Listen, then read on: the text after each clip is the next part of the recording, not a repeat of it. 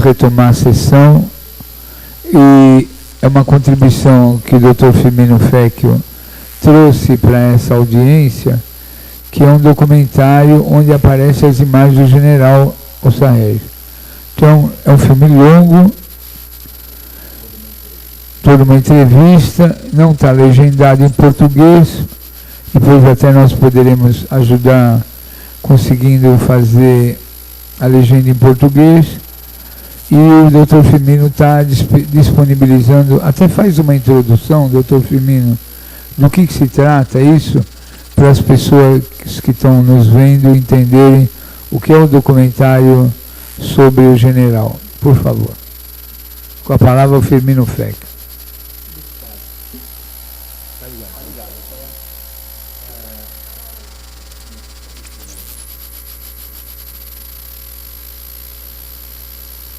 É a entrevista, né, que aquela jornalista, a Leneide cita, Marie-Monique Robin, né, ela faz ao general, e ela entrevista os os militares argentinos, tem todo um depoimento sobre toda essa... Como é um documentário? Como é o nome? Tem nome?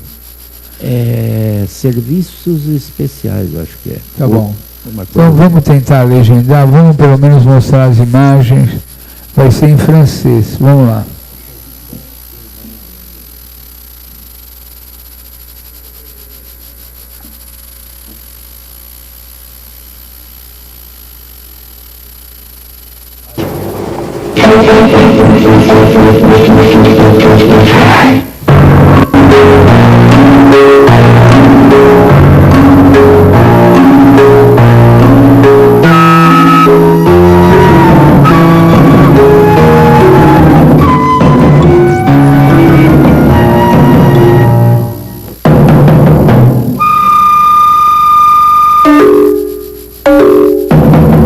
Ce furent les années les plus noires d'Amérique latine.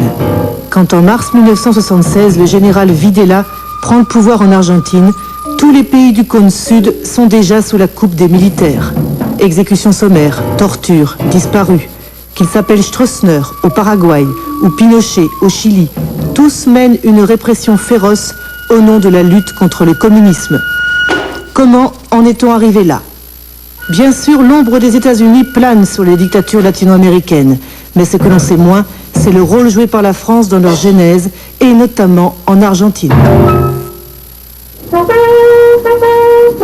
L'enquête commence à Théoul, dans le sud de la France. Anciens légionnaires, parachutistes, pieds noirs ou membres de l'OAS, les nostalgiques de l'Algérie française sont réunis au grand complet. 40 ans après notre déracinement, nous avons voulu rendre un hommage particulier à tous ceux des nôtres qui sont tombés pour la défense de l'Algérie française. Cette histoire...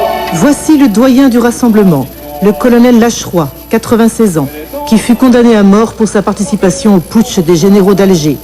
C'est un témoin capital, car pour comprendre l'influence des Français sur les dictatures latino-américaines, il faut remonter le fil du temps et plonger dans l'histoire des guerres coloniales. Vraiment, j'avais vécu en Algérie, j'avais vécu dans tous les pays arabes. Je ne pouvais pas admettre qu'on perde l'Algérie. Tout commence pendant la guerre d'Indochine. Nommé à la tête d'un régiment en 1951, Charles Lacheroy est fasciné par l'organisation du Viet Minh, qui tient tête aux Français, pourtant plus nombreux et mieux équipés. En arrivant en Indochine, et tout de suite, ou presque tout de suite, je suis tombé sur le livre rouge de Mao Tse-tung. Je l'ai lu de bout en bout. C'est le premier devant lequel j'ai compris que ce qu'il appelait les arrières était plus fort que la troupe et qu'il fallait soigner les arrières avant de soigner la troupe. L'ennemi que j'avais devant moi en Indochine, c'était un ennemi qui était à droite pour se servir des populations. Quand vous en arrivez à un point, vous ne pouvez pas le pisser sans que votre adversaire le sache, on n'en sort plus. C'est ainsi que naît la théorie de la guerre révolutionnaire. Pour Lacroix, le Viet Minh est un agent du communisme international qui opère sous le masque de l'indépendantisme. Son arme, l'endoctrinement des populations. Conséquence, dans la guerre révolutionnaire, il n'y a plus de ligne de front, car l'ennemi est partout. 7 mai 1954, les Vietnamiens gagnent la bataille de Dien Bien Phu et avec elle, l'indépendance. Pour les militaires français, c'est l'humiliation. Ancien résistant, le capitaine Paul Ossarès assiste à la débâcle. La défaite de Dien Bien Phu a été un choc. Une bonne majorité de militaires français trouvaient qu'il fallait tirer des leçons de cette défaite et puis éviter qu'on ait les mêmes déboires en Algérie. C'est pendant la guerre d'Algérie que l'état-major de l'armée se rallie définitivement à la théorie de la guerre révolutionnaire, encore appelée guerre subversive. Son obsession, couper le front de libération nationale de ses arrières, c'est-à-dire de la population. Pour cela, les Français innovent. 400 000 soldats sont déployés sur l'ensemble du territoire algérien. C'est la technique du quadrillage, la première application concrète de la théorie de Lacroix. Et puis le 7 janvier 1957, le ministre Robert Lacoste prend une décision lourde de conséquences. Il remet les pouvoirs de police au général Massu, qui commande la 10e division parachutiste. L'objectif, anéantir l'organisation politique et militaire du FLN, qui multiplie les attentats terroristes dans la capitale algérienne. Commence alors la bataille d'Alger, où les paras investissent la Casbah pour traquer les poseurs de bombes. Désormais, ils sont les seuls maîtres à bord. Leur chef, c'est le colonel Bijard, un ancien résistant qui a gagné ses galons en Indochine.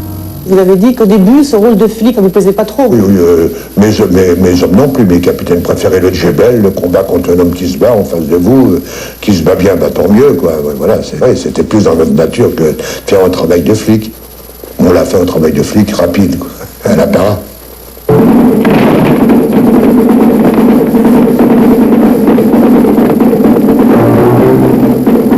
Pourquoi on appelle ça une bataille ? Parce que c'était une action où on avait capturé des gens armés et éventuellement les tuer. La bataille d'Alger deviendra un modèle de la guerre contre-révolutionnaire. De janvier à septembre 1957, les Français inventent ou systématisent des techniques militaires qui resteront longtemps secrètes. Il n'y a pas d'image d'archives. Seul un film de fiction italo-algérien, réalisé en 1965, permet de reconstituer les méthodes de la bataille d'Alger. Boycotté par les grands réseaux de distribution, le film a été très peu vu en France. Est-ce que vous avez vu le film La bataille d'Alger ? Magnifique, magnifique. C'est proche de la vérité comme on ne peut pas mieux faire, et c'est remarquablement joué. Mathieu Philippe, guerre, Indochine et Algérie. Grade. Qui est pour vous le colonel Mathieu du film ? Le colonel, et c'est Bijard. C'est une organisation à pyramide composée d'une série de sections. Chaque militant ne connaît de l'organisation entière que 3 membres maximum. Son responsable qui le choisit et ses 2 subordonnés qu'il a lui-même choisis. Nous devons procéder aux recherches nécessaires afin de reconstituer toute la pyramide pour arriver à l'état-major. La base de ce travail est le renseignement. La méthode est l'interrogatoire. Et l'interrogatoire devient une méthode lorsqu'il est conduit de façon à toujours obtenir une réponse. Vous pouvez démarrer par le couleur d'affiche, quel est ton chef, il faut trouver le chef. Puis après, il faut remonter les filières. Alors, il y avait réunion des capitaines tous les jours à mon bureau, Chaban, Le Boudec, enfin, mes 5 commandants d'unité qui étaient là tous les jours, à 6 heures du soir. Alors, où en êtes-vous? Alors, il y avait mon destinateur qui mettait les organigrammes, où ça en était. Bien. C'est du bon travail. Là, il y a un vide, il faudra le retrouver. Mais il n'est pas sur ma compagnie, il est sur l'autre. Alors, il a autorisé votre copain à aller le prendre. Enfin, voyez-vous, on allait où était le type. On nous a dit qu'il faut briser la capacité du FLN à commettre des attentats. Et pour ça, il faut avoir des renseignements à tout prix, à tout prix. Et pour vous, ça voulait dire éventuellement l'usage de la torture? Quelle question, y compris la torture. J'avais donné des ordres en disant, mes hommes, vous agirez à bloc, contre les vrais poseurs de bombes, ou s'ils savent où sont les bombes, interrogez-les durement. Pas question de leur crever un œil ni de leur couper les oreilles, mais ce qu'on a appelé la gégène, quoi. Que je ne pourrais pas faire, mais mes subordonnés l'ont fait. Et je découvrais, j'ai dit, le responsable du régiment, c'est moi.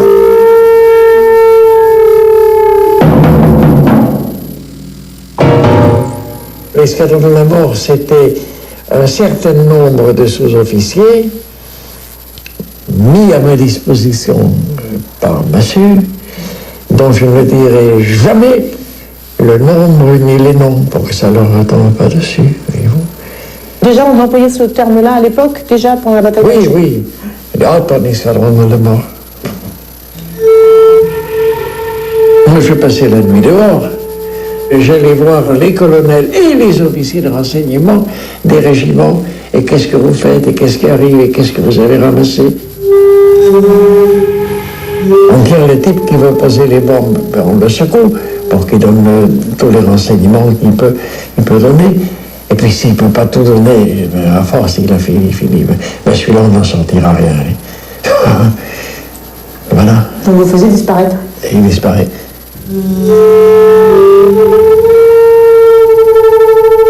Cette technique de disparition, vous confirmez qu'elle est inaugurée là-bas pour la bataille? Oui. Escadron de la mort, disparu, ces méthodes ont donc été inventées en Algérie.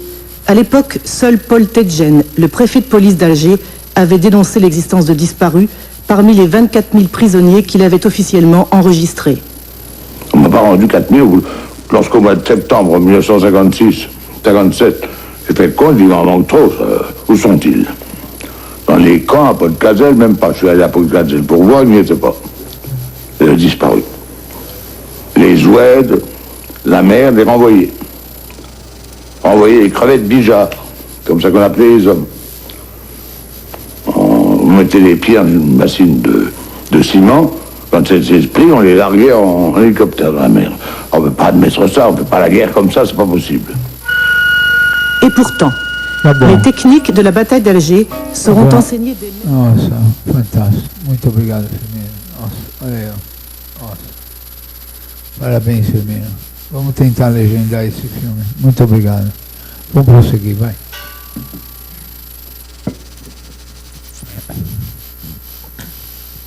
Valeu a pena fazer a comissão. Firmino. Só para complementar, para não cansar os meus amigos aí, mas eu queria só acrescentar algumas pequenas coisinhas, ô deputado. Por exemplo, a Leneide falou de um caso paradigmático, né, muito semelhante ao caso Rubens Paiva, né? No livro que eu apresentei aí, ele descreve também outros casos paradigmáticos, no meu entender. Por exemplo, casos que aconteceram aqui. Ele diz da tortura que eles aplicaram a um líder argelino da resistência, ele diz o nome, aqueles nomes complicados de argelino lá, e ele fala, e nós o torturamos durante horas, achamos o cara, pegamos, torturamos, arrancamos as informações, e ele morreu na tortura. E aí então a gente jogou uma corda em cima de uma trave lá e simulou um suicídio. Me pareceu muito semelhante ao caso Herzog. Um outro caso que ele cita, outro caso de tortura, que depois da tortura, depois de arrancar as informações, eles empurram o sujeito do 6º andar do prédio e simulam que foi um suicídio, que o cara se matou. Então, vejam, é tudo uns filmes que a gente já viu, né? Todas umas histórias que a gente viu serem reproduzidas aqui na história da repressão, que eu leio nos processos que rodam no tribunal argentino, eu acompanho, vejo as descrições, os métodos de tortura, é tudo igual, né? Uma pergunta que geralmente me fazem é sobre, e os americanos? Essa história que você conta dos franceses é verdadeira? Como é que os americanos iam deixar generais ou oficiais militares europeus virem aqui e fazerem amizade, né, instruir, dar instrução para militares, né, latino-americanos e tal?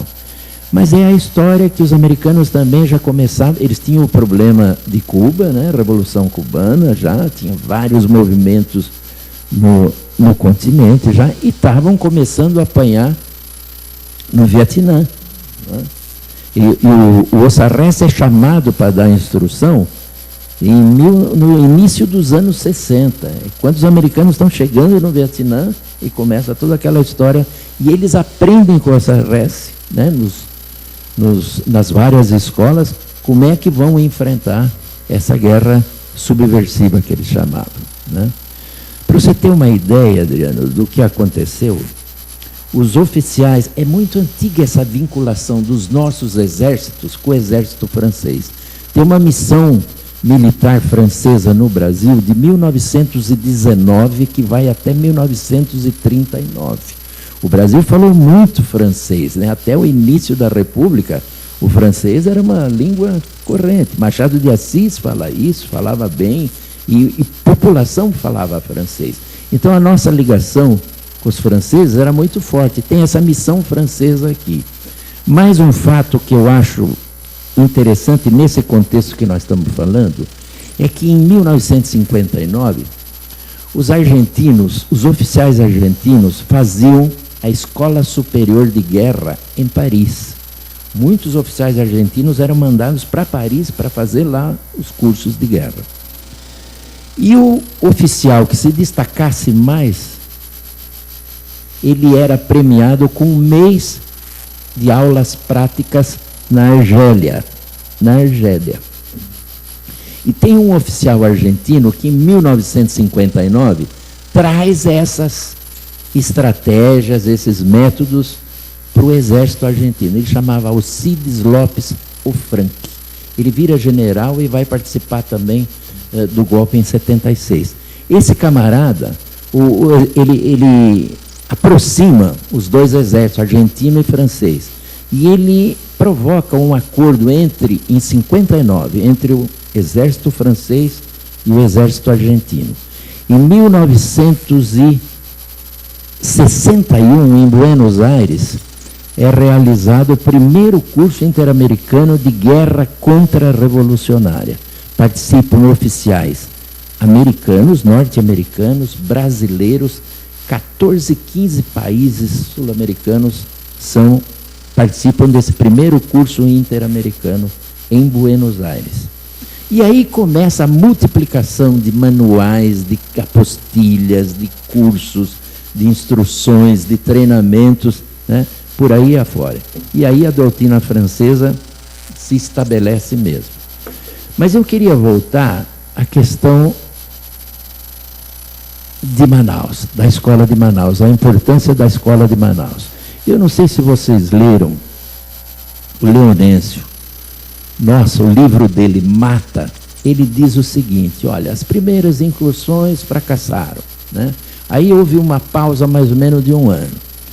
Voltam ao Araguaia depois desse intervalo, né? Mas de maneira diferente, treinados. Entre aspas, agora é a citação literal. A Operação Marajoara, a última de combate à guerrilha, começara à meia-noite, com cerca de 250 homens vindos do Centro de Instrução de Guerra na Selva de Manaus. Está na página 161 do livro Mata.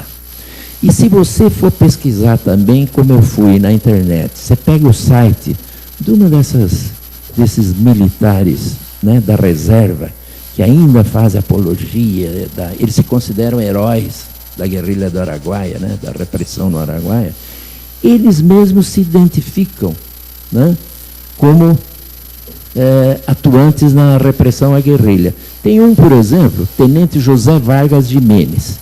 Ele tem um site lá que ele conta toda essa história, a participação dele, e ele se intitula assim, ó, Tenente tal, guerreiro da selva número 702, da turma 73/2, COSAC. COSAC, como eu disse para vocês, é quando o Centro de Instrução de Guerra na Selva de Manaus, a partir dos anos 70, ele muda a denominação para COSAC, Centro de Operações na Selva, né, e Ações de Comando. E aí é que acontece, a partir de 70, esses cursos massivos de instrução de militares latino-americanos, e o Ossarrese chega em 73, e ele conta todas as peripécias dele no livro na entrevista que ele dá. Ele conta que ele ia todo mês a Manaus e dava os cursos, tal. E que curso você dava? Ele falava as técnicas de Argel. Eu ensinava as técnicas de Argel. Tortura, todo mundo sabia, tal.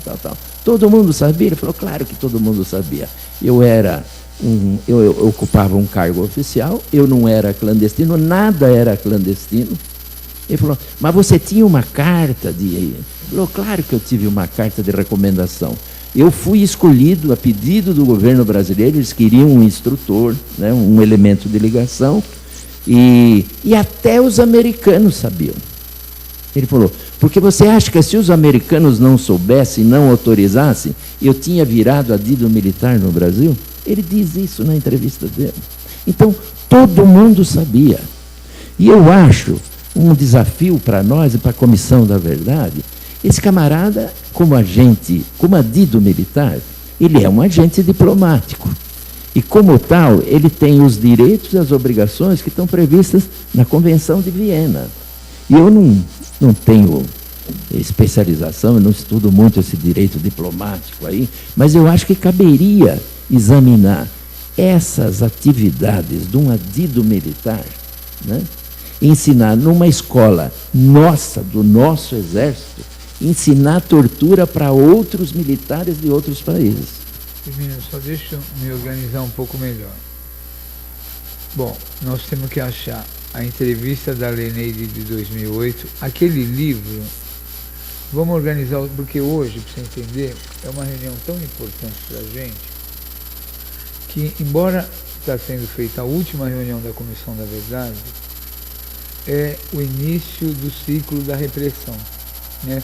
Nós estamos encerrando praticamente, vamos intercalar algumas sobre as vítimas, nós vamos começar. Então, tal a importância do assunto, lógico que ele morreu há alguns dias, nós não podíamos perder esse link de fazer uma relação com a morte dele e o seu depoimento. Então, nós precisamos, assim, organizar um método. Nós vamos pegar a sério. Então, tem aquele livrinho, esse está em português ou em francês? Esse está em espanhol. Espanhol. Esse aqui está em espanhol. Tem esse vídeo, que eu já vou pedir para, viu, Thaís? Fala com o Belintani hoje à tarde, ou senão a gente vem aqui na taquigrafia, pede para fazer uma cópia taquigráfica em português do filme todo, de toda a locução. Pede para a menina ver quem faz em francês, pede para ela contratar a tradução do filme na íntegra. Depois a gente vê com o Belintani quem digitaliza e põe no corpo do filme. Isso é importante. Depois, o que você pode deixar? Aquele livrão. O livrão, aquele livrão que já está copiado, né? Que é essa entrevista antiga isso aí, precisava ver, a taquigrafia só vê se a gente contrata uma tradução disso aí. Vê com o Pádua quem pode fazer uma tradução desse livro aí. E isso é importante.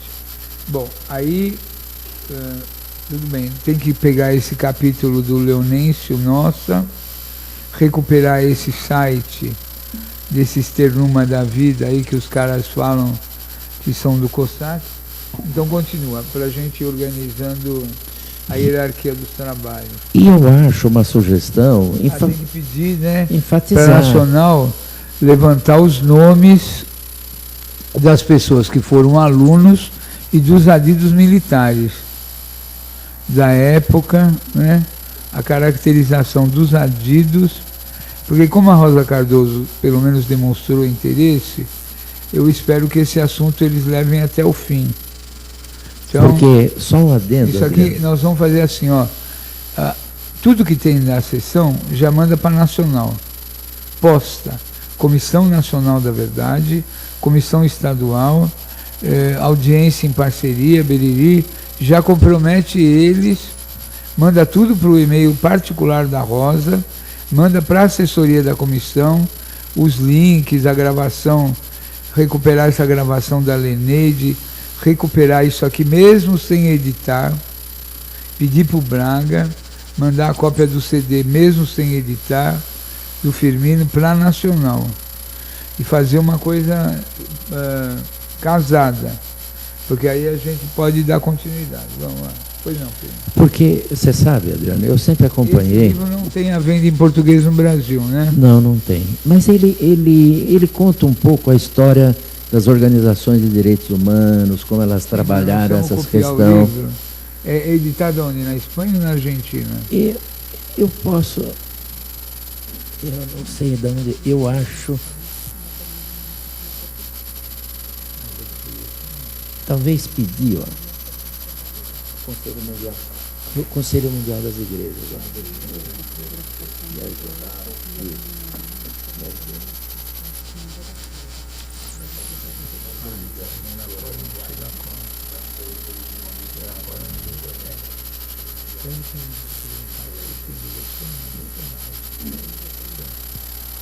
Pois não, Fernando. Eu acho importante recuperar essa questão dos treinamentos em Manaus, saber o nome dos instrutores, o nome dos alunos, porque isso, inclusive, a gente poderá estar ajudando a justiça argentina, uruguaia, chilena, que estão tocando os processos. Nós aqui estamos atrasados. E talvez a informação que um fulano que eles têm dúvida, se souberem que ele fez curso em Manaus com o Sarrece, nossa, é meio caminho andado lá na justiça, né? E eu acho importante essa questão toda, a influência, a história da participação francesa, porque ajuda a iluminar esse pecado coletivo contra a sociedade latino-americana e brasileira em especial. Eu acho importante a gente resgatar a história dos nossos familiares que foram mortos, que foram torturados, que desapareceram, tal. Eu acho que isso é importante e é o âmago da Comissão da Verdade. Mas eu acho importante a gente descrever o método, o processo, essa visão maior de todo o processo. Eu acho que mostra como foi feito um crime contra a sociedade, contra a democracia, né? Contra um povo, várias populações. Eu acho que esse é o valor desse material, né? Eu acho que a gente chama atenção para um processo, não foram erros, né? Um cara torturado, morreu na tortura, não foi casualidade. Foi um negócio planejado, arquitetado, pensado, né? Articulado, e a responsabilidade dos poderes, né? Nessa história toda. Nesse livro, por exemplo, aparece quando o Alçair estava lá na Escola da Amazônia, quem era o diretor da escola, quem era o... Isso no próprio site, isso é fácil consultar. Eu, com toda a dificuldade que eu tenho com esses instrumentos modernos aí, né, de computador, mas eu entrei no site lá do SIGS, do Centro de Instrução, tem toda a história deles, tá? Tem a foto do zoológico, dos leopardos. Como chama hoje, atualmente? Voltou à denominação antiga, SIGS, Centro de Instrução de Guerra na Selva. Né? O Lula adorava, o Lula era o fã dessa escola aí agora. Ele chega depois, né, quando já está outra orientação, e acho que nem o governo brasileiro sabia ao certo a história dessa escola da tortura em Manaus. Né? Porque isso sempre ficou escondido. Eu acho que uma missão da Comissão da Verdade é trazer à luz essas coisas para a gente entender toda essa história, né? Fazer a memória histórica de todo esse processo que foi realizado aí. Adriano, só uma... Renan com a palavra. Uma coisa que o Dr. Firmino aqui chamou a atenção, que é a condição diplomática, né, que o Poço Rece tinha no Brasil. Que talvez fosse o caso da gente mandar um ofício para a Embaixada Francesa questionando quais atividades ele prestou aqui na Embaixada no Brasil. Uma descrição das atividades, há uma chance de que venha uma resposta protocolar e tudo, mas eu acho que é interessante documentar um pedido de esclarecimento para o Estado francês das atividades dele, porque ele recebe um credenciamento, aqui, né? Tal, né? Ele tem imunidades, tal, mas ele também tem obrigações. Ele a filha dele, Firmino, como é a história da filha? Eu nunca levei adiante essa história, Adriano, porque ouvidor ouve muitas coisas, né? E eu ouvi, eu soube até o nome, tinha telefone, tinha tudo. Mas eu achei que não devia prosperar nessa linha, continuar mais, mas eu tinha informações seguras. Eu não posso dizer as fontes, a ouvidoria não pode revelar as fontes. Mas eu tinha informações de dentro da embaixada, que a menininha existia, tinha nacionalidade brasileira e é empregada da embaixada francesa até o tempo que eu estava em Brasília, né? E, aliás, isso talvez explicasse como ele era um pouco reticente, né, quando ele falava do Brasil. Ele não dava muitos detalhes. Talvez até para proteger a menina. Thaís, né? abre, por favor, na imagem para a gente registrar o site dessa escola. Firmino, eu tenho que dar presença no plenário. Não, tudo bem, fica Vocês à vontade. continuam. Vivian, senta aqui do meu lado. Thaís, levanta o site. Eu preciso da presença, vou descer. Peraí. Legal.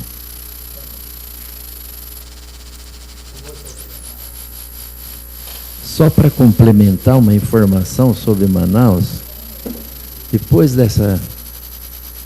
Tem uma citação do Contreras, que era um terror do Chile, né? O chefe da DINA do Chile, né?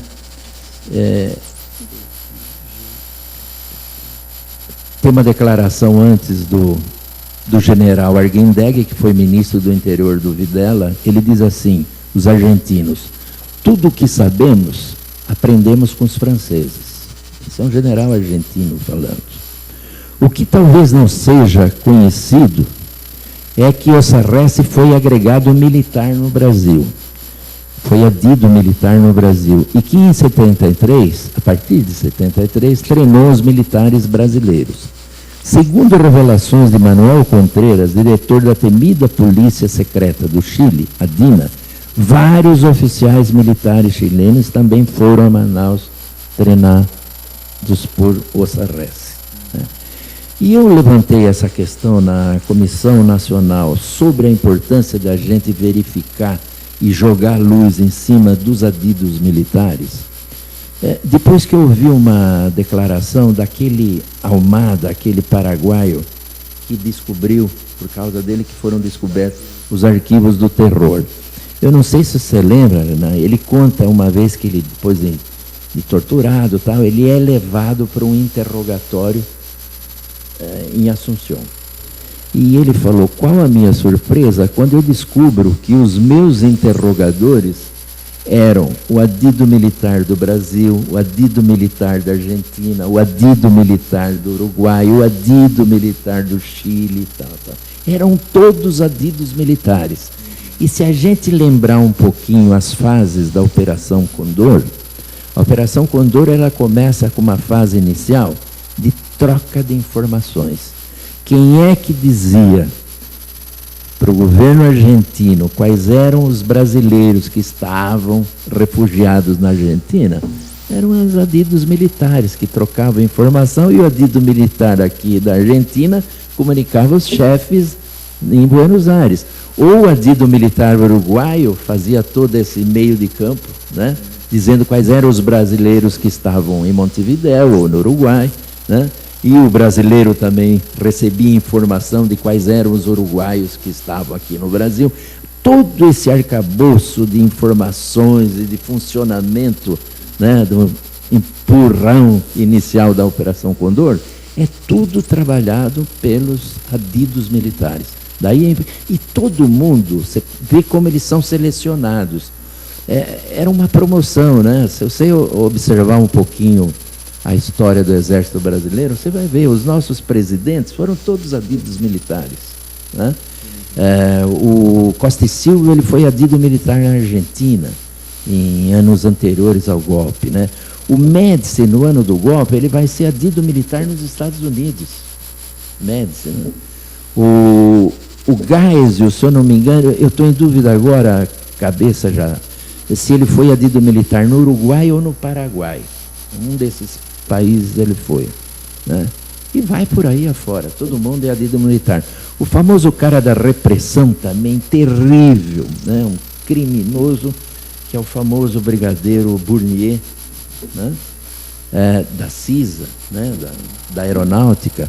O Bournier é adido militar também. Em 1967, ele vai ser adido militar no Panamá. Tem um sobrinho do Castelo Branco, que 4 dias depois do golpe, eu tenho o nome deles aqui, 4 dias depois do golpe, ele assassina o comandante da base aérea de Canoas. O Castelo, né, a boca para ser nomeado presidente, dá um jeito de tirar o cara daqui. Ele vai ser adido militar lá fora também. Esquece o sujeito lá fora. Eu tenho o nome, tenho todos desses caras aí. Você vê como é a importância dos adidos militares.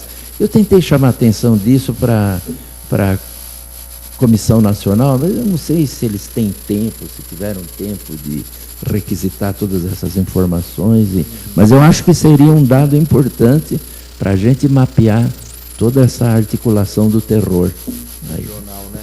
E você tem notícia, Firmino, se houve no Uruguai, na Argentina, no Chile, onde há processos judiciais, se tem alguma linha de processos contra adidos militares ou envolvendo mais essa questão da colaboração francesa? Não veio, eu peguei bastante literatura, né? Eu falei para você, quando eu soube dos argentinos, eu comecei a pesquisar, né?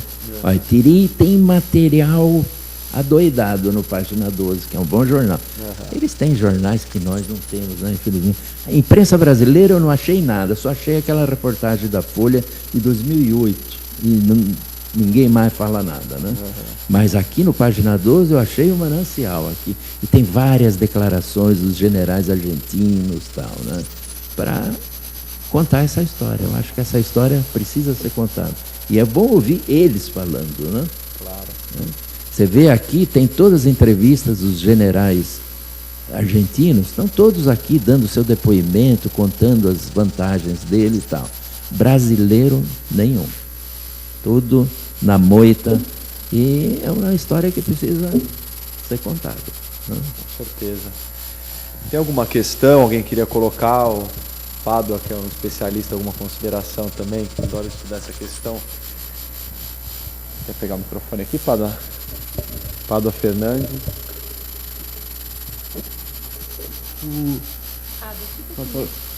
Posso falar daqui? Porque é melhor por causa da gravação, se você puder ficar aqui. Esse aqui não vai gravar? Então, se você ficar perto da mesa, só por conta da câmera.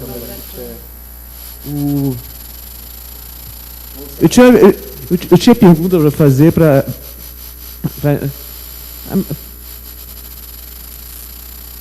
não tinha pergunta.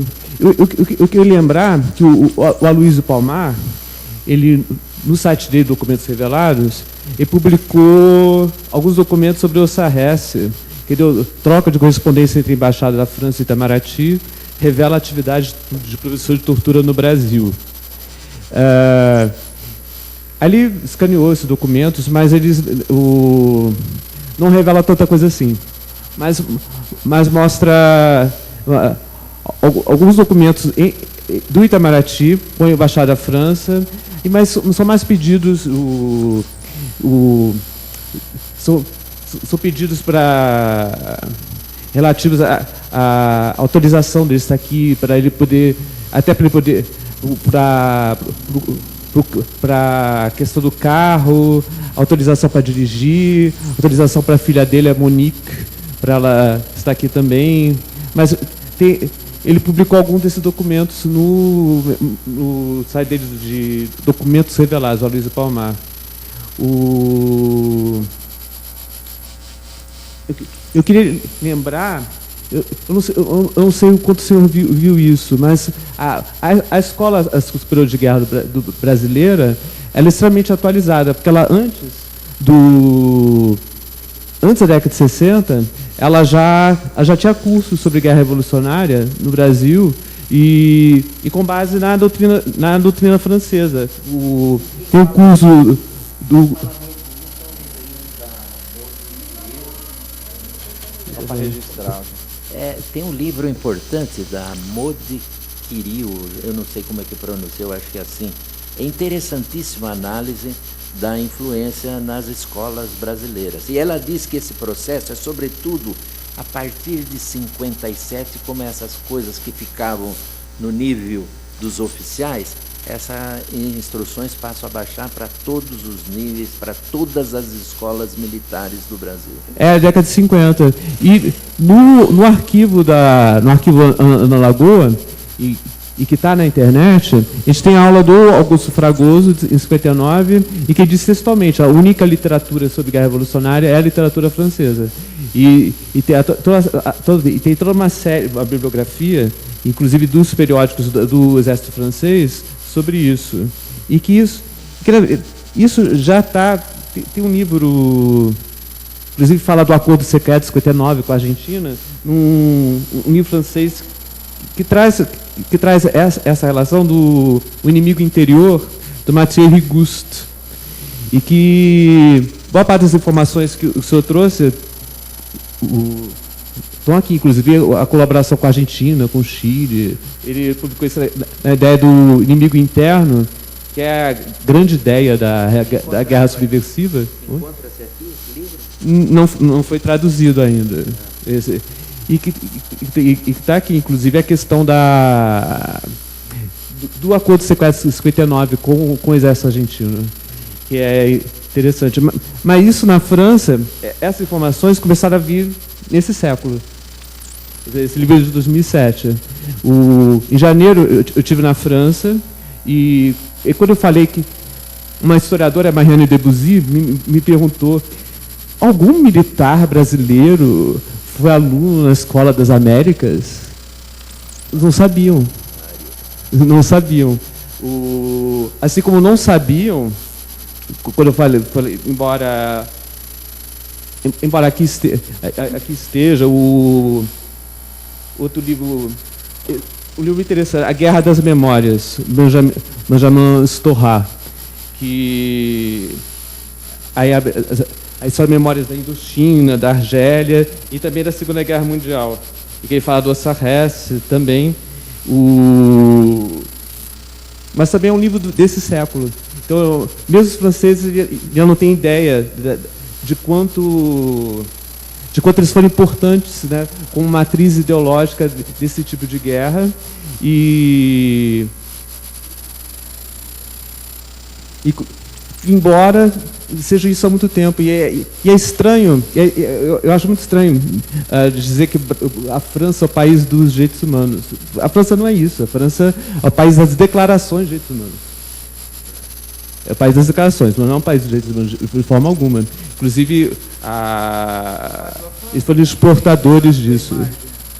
Tem imagem? Não, porque as câmeras para gravar. Pode vir um pouco mais perto aqui. Mas, então, essa questão... Desculpa, mas acho que... Desculpa. Mas é que é tão importante. Senta aqui. Padua Fernandes. Então, o Brasil desde as 50 tem essa... Está atualizado com o pensamento francês. Isso já... E essas aulas já estão publicadas, já estão disponíveis na internet, no arquivo da Ana Lagoa, que está no site da Federal de São Carlos. Mas, isso, inclusive, os franceses só vêm descobrir agora. E o livro do Ossarès, principalmente o segundo,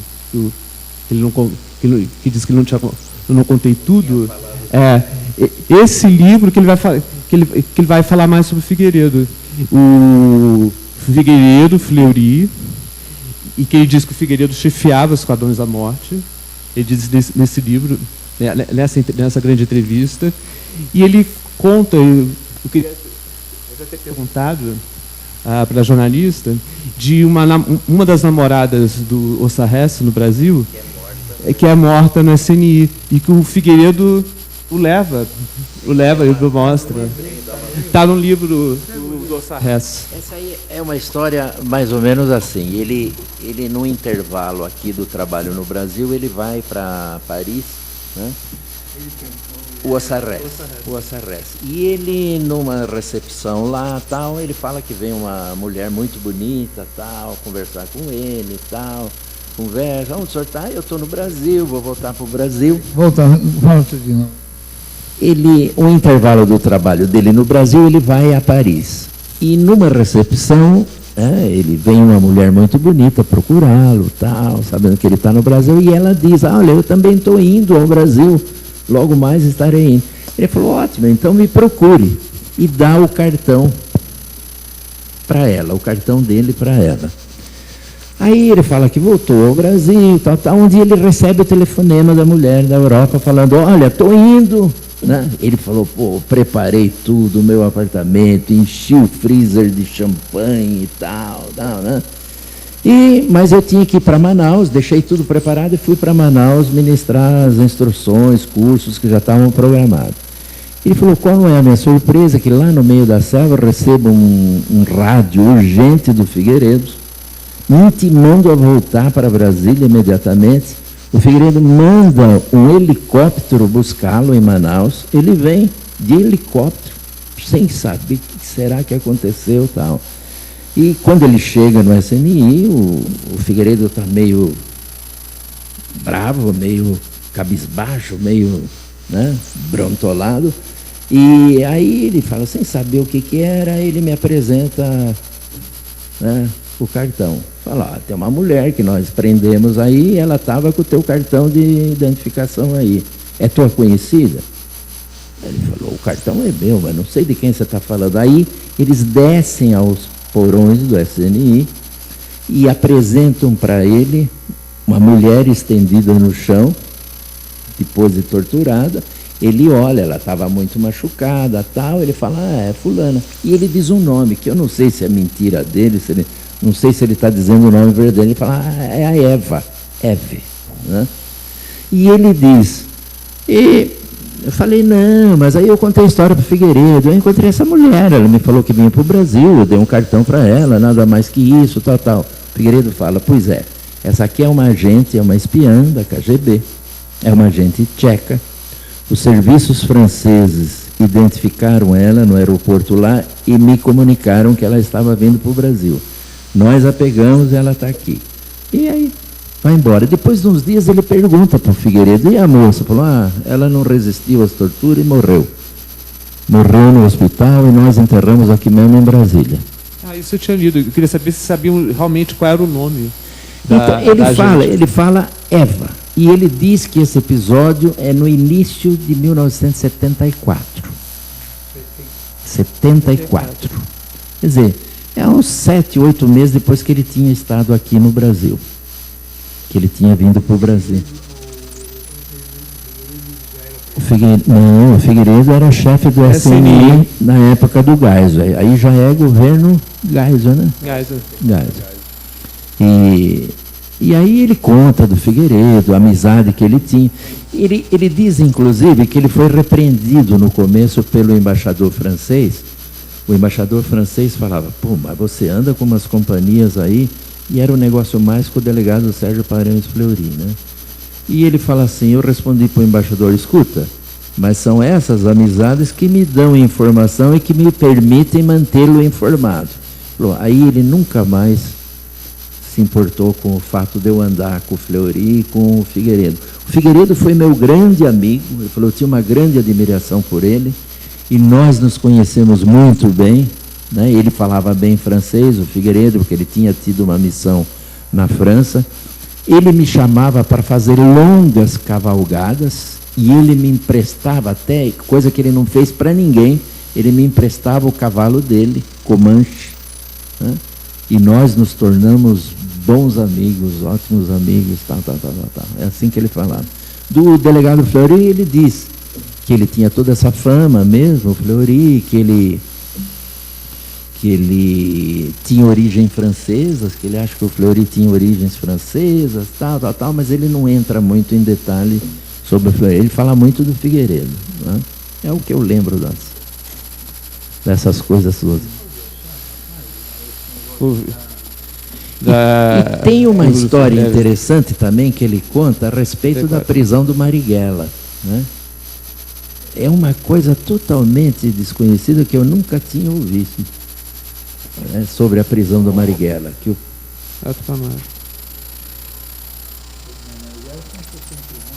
69. Aqui, ó. Não, ele está contando a aqui. História. Ele conta a história que contaram para ele. A polícia e o SNI receberam a ordem de neutralizar a Marighella a qualquer preço. Isto é, sem respeitar os direitos humanos e a Convenção de Genebra. Aliás, isso aqui é a parte jurídica da doutrina da guerra revolucionária, é exatamente isso. Que não poderia se dar ao inimigo subversivo, esse inimigo, nem a proteção dos criminosos comuns, isso atrapalhava a perseguição, tampouco a dos combatentes de guerra. Essas garantias jurídicas ao prisioneiro de guerra e aos guerreiros comuns deviam ser anuladas para o inimigo subversivo. Isso é o ponto central da parte jurídica da guerra revolucionária. Aí então os informantes civis secretos se lançaram à busca do Marighella. Finalmente São Paulo. Ele diz que é um jovem rico. Um filho burguês, de um burguês que vivia em um bom bairro, onde seus pais lhe pagaram um apartamento confortável. Aí ele diz que... Aí o misterioso Esquadrão da Morte, que não existe, mas é muito ativo, que n'existe pas, mas que é très actif, prende esse jovem homem. Ele não fala. Os pais se agitam e a mãe, que conhece o oficial, membro presumido do esquadrão, o visita. Ela suplica, lhe afirma que seu filho não tem nenhuma simpatia para os terroristas e que se ele foi visto com eles, foi simplesmente porque ele foi vítima de chantagem. Ele não está dizendo quem é esse jovem que foi preso. O oficial aceita essa mentira piedosa e, acompanhado da mamãe, dos policiais e de cachorros, eles investigam o apartamento do jovem homem. E os cães farejam. Aí encontram vestes do jovem. E encontram roupas que pertenceram a Marighella. Porque o jovem tinha cedido roupas. Aí encontram roupas que pertencem a Marighella e os cães farejam essas roupas e passam a procurá-lo.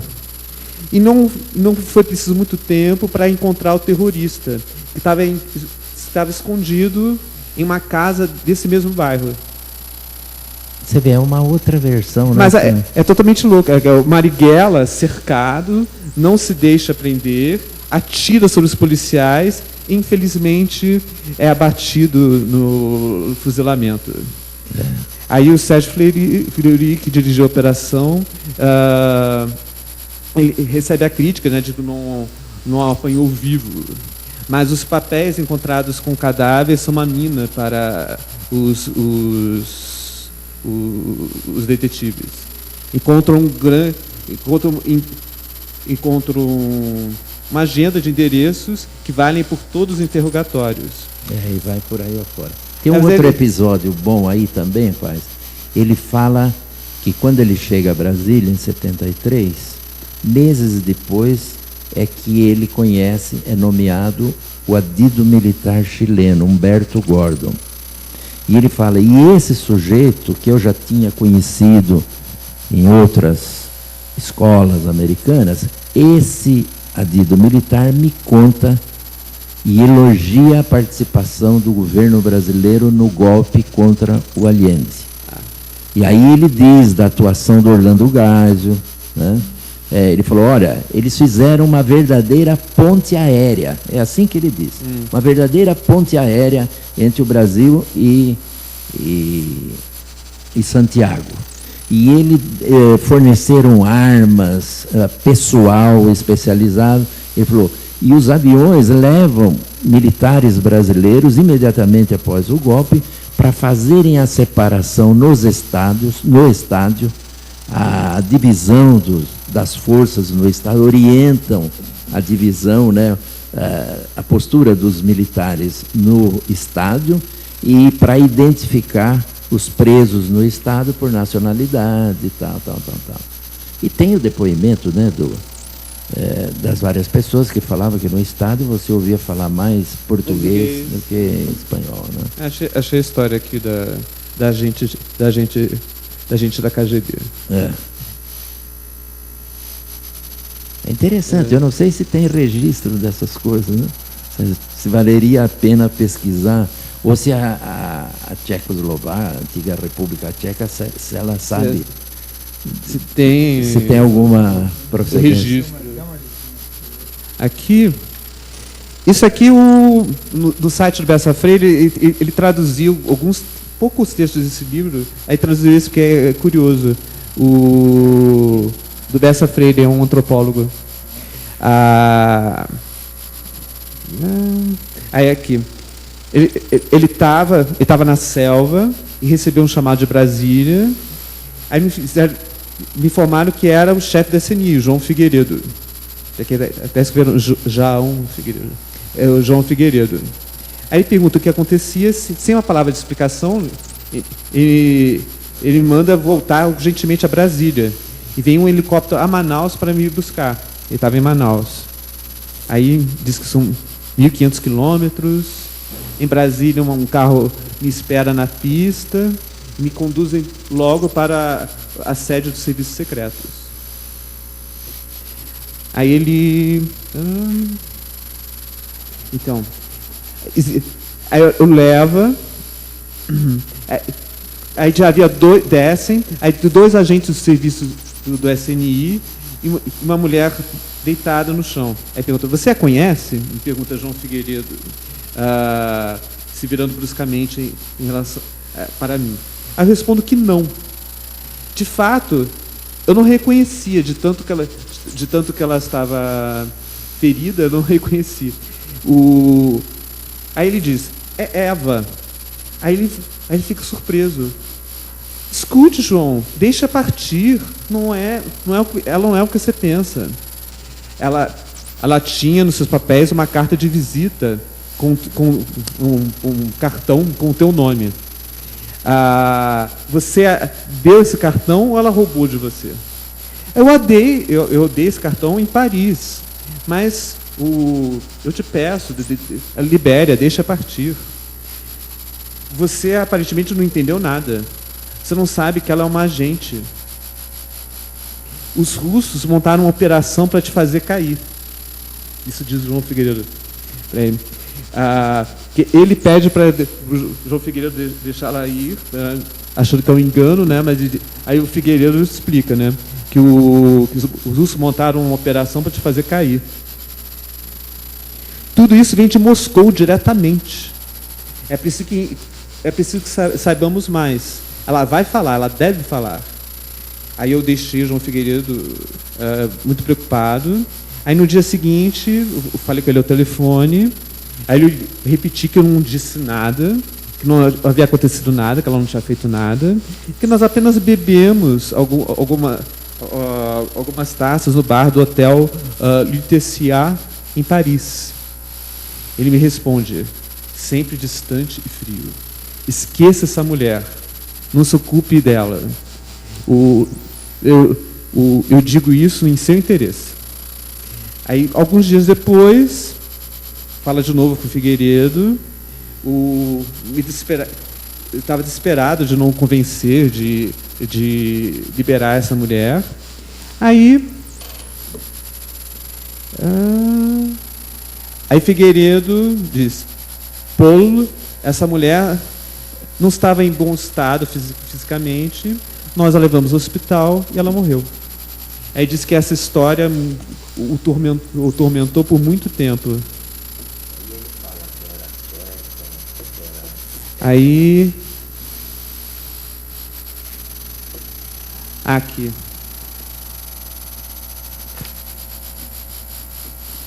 Aí ele descobre, né, que o SNI foi avisado pelos franceses que ela havia chegado a Brasília e que logo que ela entrou no hotel, ela foi abordada pelos serviços secretos brasileiros. E aí descobri mais tarde que Eva era um agente checo. minhas relações Figueiredo,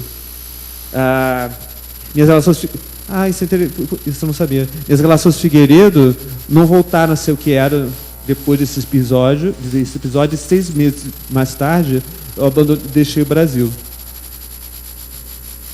Eu o revi, no entanto, muitos anos depois, quando eu trabalhava na empresa Thomson. Vendia armas. Aí ele já era presidente da República. E isso também serve, olha os adidos militares, são todos amigos dele em vários países, aí ele vira vendedor. Aí o Ossarrese vira vendedor de armas. E ele vai aproveitar todas essas amizades que ele fez durante essas aulas que ele ministrava nas escolas em Manaus, e os contatos deles nos países para ele vender as armas francesas são exatamente esses adidos militares, os seus ex-alunos que vão facilitar. Ele cita aí, inclusive, de empresa brasileira, ele cita a Ingesa. Está aqui, Ingesa, em São Paulo. Você vê que a minha memória ainda está... É aqui. Aí logo depois ele fala os agentes da DINA foram formados no Brasil. Em que Manaus ele teve estagiários chilenos, logo depois da chegada do Pinochet ao poder, que ele deixou o Brasil em 75, né? E que os agentes da DINA foram formados no Brasil. E que o general Contreiras que selecionava esses militares que iam fazer o curso no Brasil, Contreiras selecionava e mandava para Manaus. Em grupos de 3 a 10, que ficavam mais ou menos 2 meses em Manaus. Mas ele jamais viu Contreiras, ele não conheceu Contreiras. Mas Contreiras selecionava os militares chilenos. O Contreiras ele confirma que ele nunca tinha visto o Ossarrese, mas que ele mandava os oficiais dele para fazer os cursos.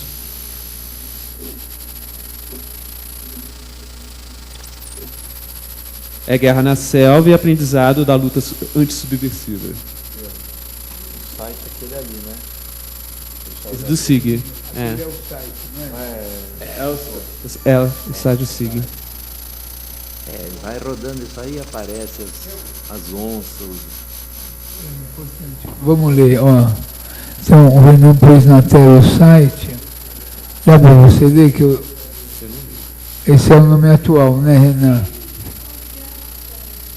Dá como ampliar o título? Tem como ampliar, Thaís? Dá um zoom no título.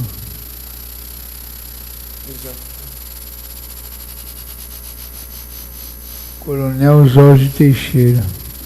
Esse é o primeiro presidente, né, do... Fala no microfone. Esse é o primeiro presidente. É o primeiro presidente desse centro de instrução aí. Ele era considerado um idealista e tal, então eles dão um nome.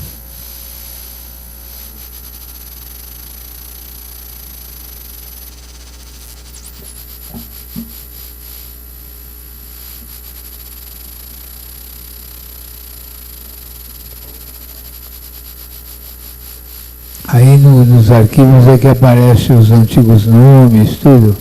Não, eles não publicam os nomes, não. Eles dão os nomes dos que foram diretores, o período em que eles foram diretores, né? Porque tem as sucessões aí, né? É o máximo que eles dizem, né? Aí eles falam dos símbolos da escola, dos programas, né? Mas nome de ex-alunos e coisa, não. Isso não, isso é... Isso só resta do filme também não diz. Ele não vai dizer nem le nombre, nem le nom, nem número, nem nome dos militares.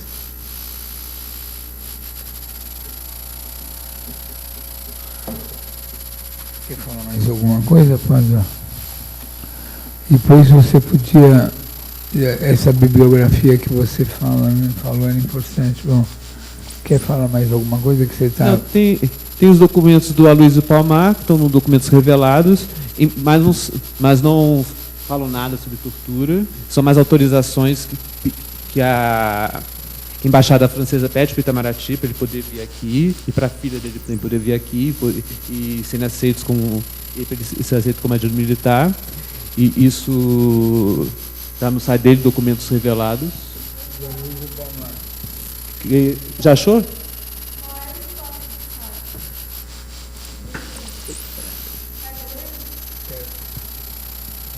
Thaís Barreto.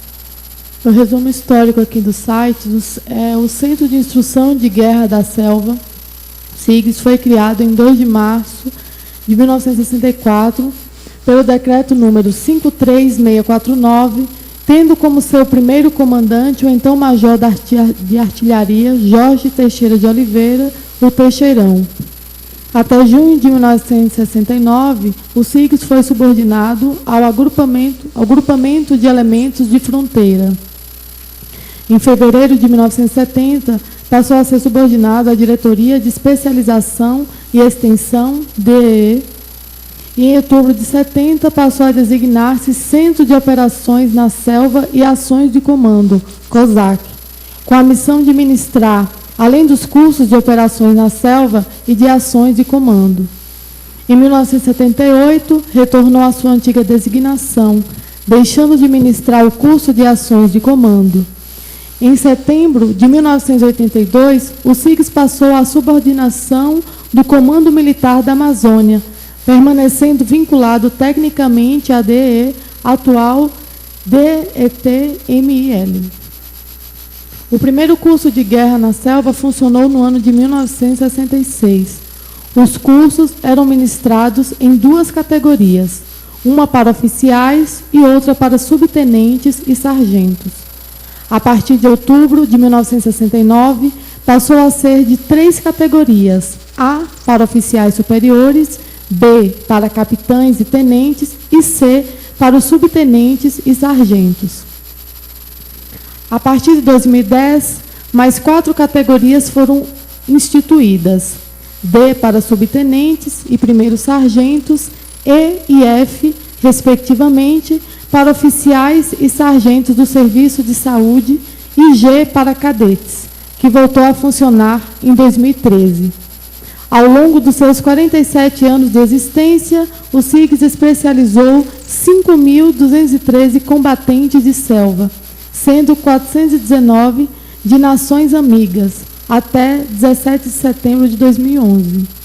Devido ao trabalho daqueles que antecederam a atual geração, este centro tem o status e a responsabilidade de especializar o melhor combatente da selva do mundo. CIGS, orgulho de ser Exército Brasileiro.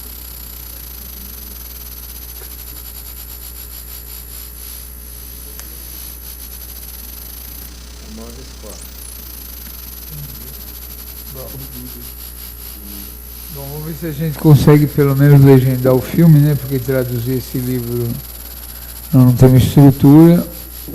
Acho que tá bom. Tá bom. Fala no microfone e tudo, por favor. Talvez, se você acha o livro muito grande, talvez traduzir apenas o capítulo referente ao Brasil. Está lá aqui. o professor Ossarresse. Né? Esse aí. Esse capítulo é todo, ele conta um pouco a história dele no Brasil. Né? São poucas páginas, tal. Ele não... Se você conseguir traduzir, a gente consegue publicar em órgãos de boa visibilidade, né? Se você fizesse esse trabalho como uma resenha dessa, faça com a Thaís aí, com o Renan. Agora traduzir esse capítulo vai dar uma repercussão boa, viu? Se você puder nos ajudar. Sim, sim. Tá bom? Bom, Firmino, eu acho que foi uma contribuição excelente. Espero que a Nacional, faça o contato com a Nacional, fala da importância. Se você puder fazer uma resenha dessa audiência também, quer falar mais alguma coisa, Padre, antes de terminar? Só reforçar uma coisa, por causa da colaboração que o senhor Firmino falou com a polícia francesa, porque isso é uma coisa que se repete nos depoimentos desses brasileiros que foram em exílio na França. O Daniel Aron Reis, ele chega na França em 74. Aí diz que quando chega lá, a polícia francesa já tem todo o dossiê dele. Tem todas as informações sobre o caso dele, cedido pelos brasileiros. Então, talvez fosse interessante também que estasse à informação ao governo francês se havia de um acordo secreto, né, entre o governo francês e brasileiro, porque eles chegavam lá já com todas as informações já dadas pelo governo brasileiro, né, esses relatos. Eles eram investigados e a polícia francesa já tinha todos os dados quando chegavam. Eu estou pensando em convidar o Daniel para vir aqui para São Paulo. Bom, o que eu queria dizer é o seguinte: tentem postar, como essa é a última semana, é uma semana de Natal, tentem postar as fotos do Firmino, alguma nota sobre essa entrevista da senhora, algumas resenhas, façam como um muralzinho, uma coisa simples, que não precisa ser sofisticada, dá a notícia do filme, dos livros, o áudio da coisa, dessa audiência, tá? Mas se você conversar com o Braga, sem editar, ele te dá o bruto, tá? Lógico que ele quer salvaguardar as imagens da TV, mas conversa com o Braga, se precisar eu vou lá. Ele te libera o bruto já. Tio Antônio Vilela pode liberar o bruto na hora, tá? Sem edição. Renan, quer falar alguma coisa pra gente? Então eu queria te agradecer de público, você ter ajudado a organizado essa audiência, a Thaís, a Vivian, todo o pessoal da comissão e o Pádua vir nos ajudar. E muito obrigado, Firmino. Aí a gente vai dar uma reciclada, talvez a gente peça para você voltar mais alguma vez, porque o Dr. Firmino Fec tentou encaminhar esse material para a Nacional, mas não teve, eles não tiveram como repercutir e tal. Aí a gente conversa com a doutora Rosa, diz do sucesso que foi e a gente continua. Bom, e outras contribuições que você puder dar para nós é importantíssimo, tá bom? Então nós agradecemos a presença de todos e a sessão está encerrada. Obrigado aí pelo pessoal da web aí, da TV Assembleia. Muito obrigado. Tudo que eu aprendi, deputado, seguir pistas, investigar, eu aprendi com o doutor Maximino aqui na frente, aqui, que me ensinou. Eu sou aluno, discípulo do Max. Max está de luto hoje por esse atentado contra a democracia portuguesa, esse da Lusa, da elite pó de arroz do Rio de Janeiro. A sessão está encerrada.